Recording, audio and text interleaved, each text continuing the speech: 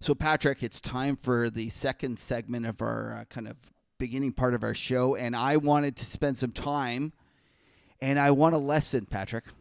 I want a lesson in the dark arts of technical analysis. Oh, my God. But before we do, I got to do something. By the way, for full disclosure here, this has not been pre-prepped. I have no idea where you're going with this. So That's correct.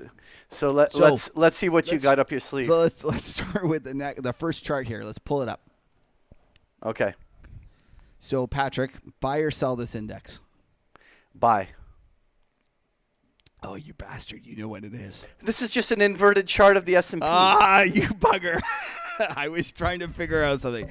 Okay, so yes, you're right. I inverted the S&P, and because I thought to myself, I don't understand from a I instantly saw when I saw what chart did he pull up. I go, he just inverted the S&P. I knew because okay. So it's the dark art. It's a dark art. It's a you know what, you're good, man. You're like Voldemort. That's what you're like. So what I want to know is let's go let's talk about this, Patrick, because I'm confused by it. And I'm confused by why all the technical analysts out there are short.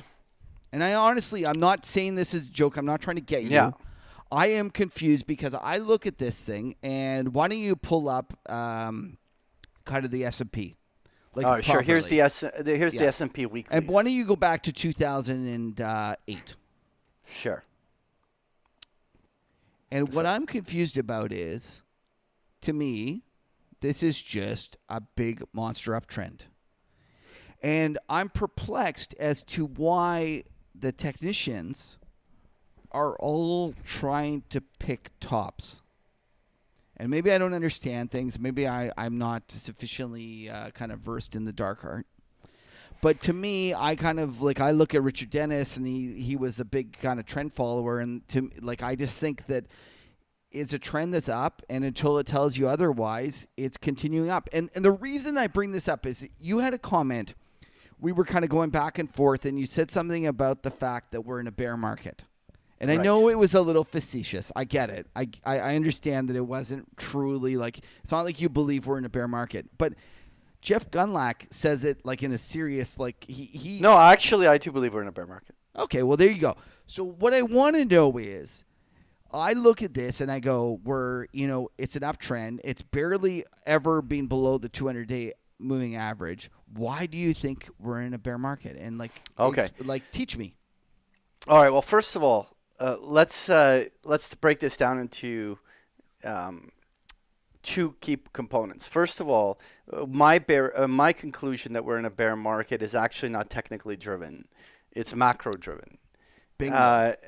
And the technical analysis is an important bridge in the process of understanding. So I go with the idea, and I kind of approach the markets, and I basically say, look, the market is not made up of stocks. The market is made up of traders and investors and money managers making decisions about stocks. There's a behavioral element. You accept this in sentiment, just the stuff we just had with Adam and COT reports and all of these different things. It's the study of how everyone is positioned.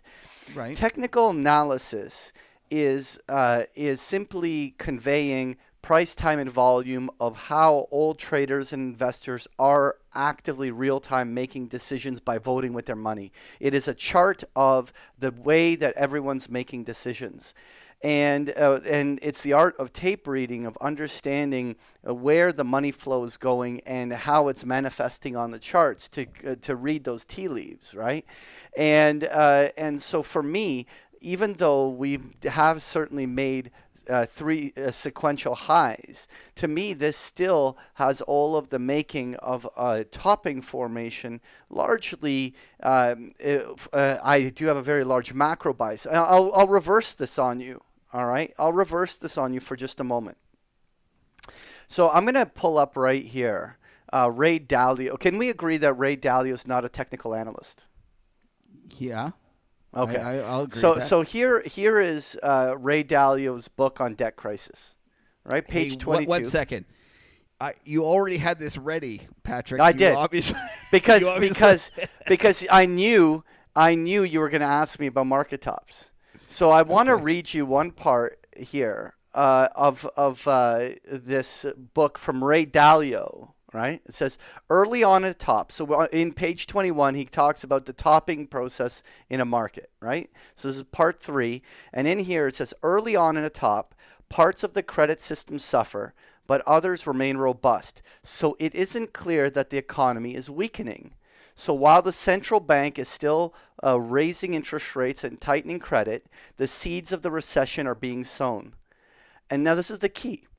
The fastest rate of tightening typically comes about 5 months prior to the top of the stock market. Okay. So when in this current cycle, in the monetary cycle, when was the fastest rate of tightening? Well, Let me just pull up the Fed funds rate. Here's the Fed funds rate, just so that you can actually have a reference point. When was the fastest rate of Fed tightening? Well, the Fed has been going every second month for a while, but I would agree with you Right here. that when he did his it's a long way from neutral, the market tightened for him on a more accelerated basis. I will give you that. Okay, so now that I ask you, when was the last Fed rate hike? It's been a while. Yeah, I don't know. You December, know January. better than me. Yeah, okay. December, January. And so I can't remember whether it was December or January. I'm on the same boat as you. But so the question I have for you, what's 5 months after that? So yeah, I understand that. So the point I'm making is that there's a macro reason why I believe that we're already in the topping formation process. Okay. But in my mind, when I go back to the chart, I prefer candles. I'm just gonna throw up candles here. But in my mind, when we're looking at this, this entire process has been an extended topping formation in the markets. And so to me, one second here.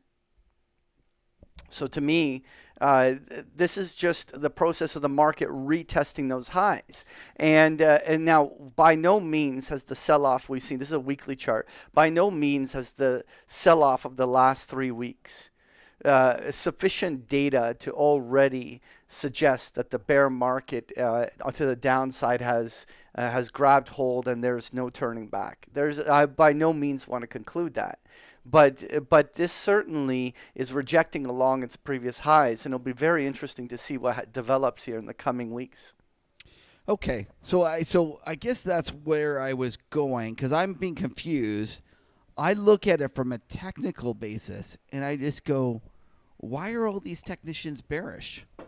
And you basically argued a fundamental reason why you think the market but should that's go just down. the way I approach the markets. Okay, there are the Elliott waves guys and all of these other ones that are measuring waves, and they have their own ways of drawing when they believe a market will come to its conclusion, right? But I guess what I'm confused about is I understand why after the the late 2018 break, people got bearish. I get it. It looked like that was the top was in. And then when we rallied, it was easy to say this is just a correction in that kind of correction, and that we're going to get the downtrend will resume. My question is, at what point do the technicians finally say, okay, we're wrong, it's time to get long? Because I'll tell you, because I'll openly admit that I was dead wrong in 2016. I was one of those people that, very similar to what we are witnessing today, viewed the 2015 into the 2016 period as a potential major topping formation. Okay. And I was wrong, right? And what is interesting is that these, if the technicians are wrong, and this is still mid-cycle, and there's another leg to the bull coming, then we are here or here. right?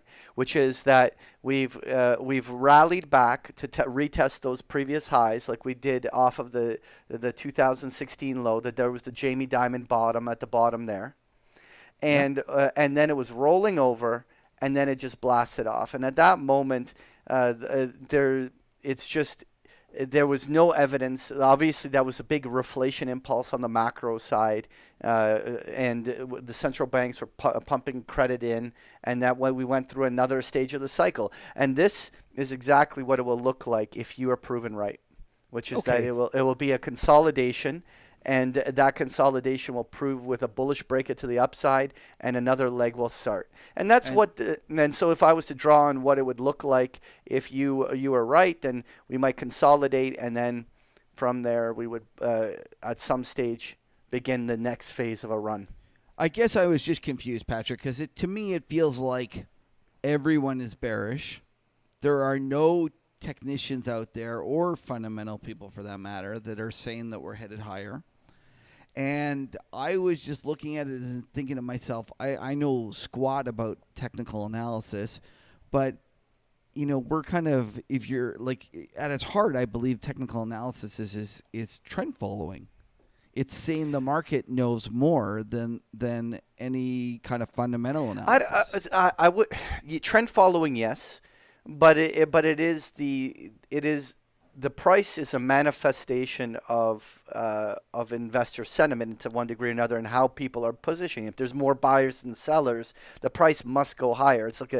I know it sounds cheesy, but it really is the way. And so the price, and technicians are observing how people are voting with their money. Right. Like but the reality is that we're pushing up against, we're only how many handles from a new high? Right. 100? Like 130? Yeah. Yet every technician I know is super bearish. Yeah. And that is the part that I'm having trouble kind of reconciling. I don't understand why technicians are telling me that it has to go down, and it feels to me like too many technicians are doing what you're doing. They're putting their macro views on their technical of course, but you know what, the one flaw of technical analysis, which is, I openly think, I'm a CMT, I follow a lot of technicians out there, and the one thing that is a flaw of technical analysis is that you look at a chart and you see sort of what you want to see. If you want to be bullish, I can find you a reason why this is going higher, and if I'm bearish, I'll find you a reason why on this chart it's going lower. And that's where the unfortunate part is, that a lot of people don't have that objective way of approaching it. They tend to kind of put their biases onto those charts. It's like that picture of the old lady or the young woman. Yes. Right? The thing is, exactly. Patrick, you always see the old lady. Oh, of course I do. I won't lie. I won't lie that me and the bear have been friends for a long time, and it's hard for me to look at that glass as half full. I won't lie. You're a Kodiak Grizzly of bears. Okay. I try so hard. I try so hard to find that little bull in me. And maybe one day it will come out. When stocks are higher. Anyways, let's move on to the next thing.